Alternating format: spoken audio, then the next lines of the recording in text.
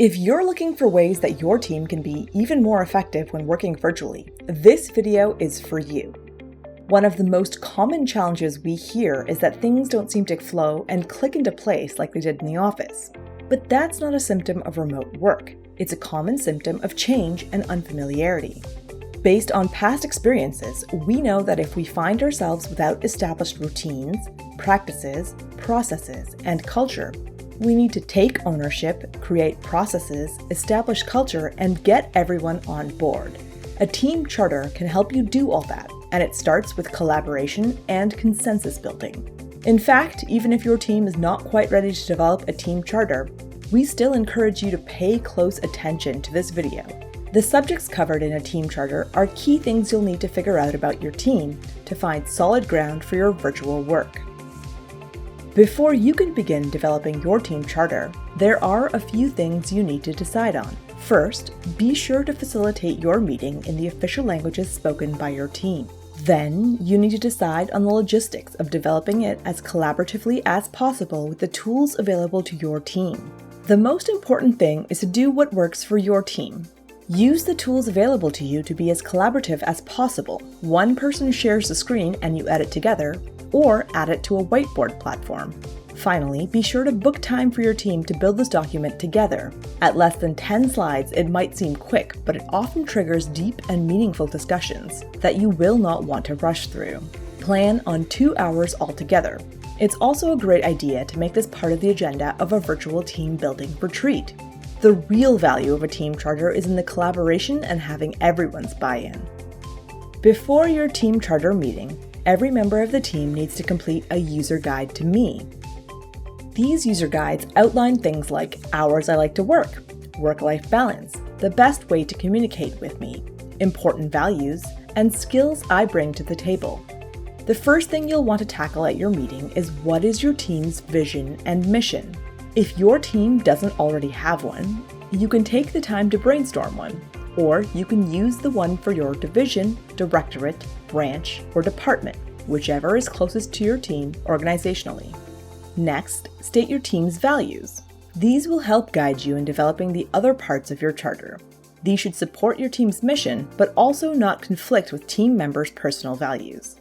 This can be a tricky balance, but if you put them all into a word cloud, it can help point the way. Next up is outlining roles and responsibilities.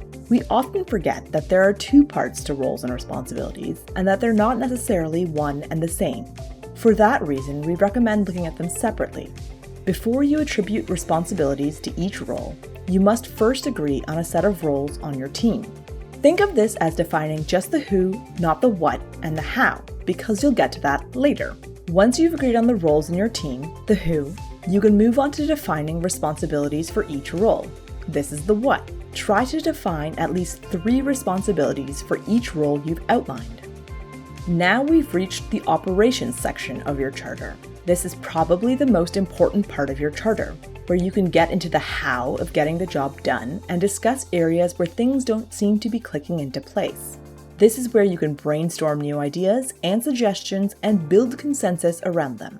You can start by asking if there are things that are not working well that you need to discuss and resolve with a new operating principle or procedure. Talk about the way that you communicate and share information, and talk about some of the virtual best practices you've learned about.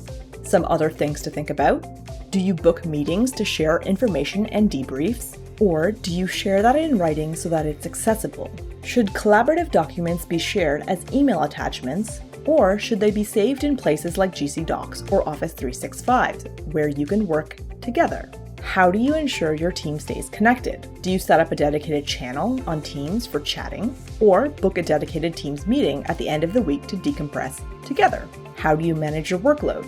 What tools will you use to help visualize workloads, deliverables, and timelines? How will you handle decision-making and approvals in this virtual space? Take as much time as you need to figure out and document these things. If you find yourself running out of time during your scheduled workshop, book another, or tackle this bit by bit at your regularly scheduled team meetings. Now comes the section on conflict resolution mechanisms. Anywhere there's human interaction, there's bound to be conflict from time to time. It's important to discuss and agree beforehand on how to deal constructively with conflicts. This can be as simple as raising the issue with the other person as a first step, escalating to the first level of management if necessary, and so on. The most important thing here is to agree on this as a team beforehand, instead of trying to figure something out after conflict arises. The final section of your team charter is the skills and knowledge inventory.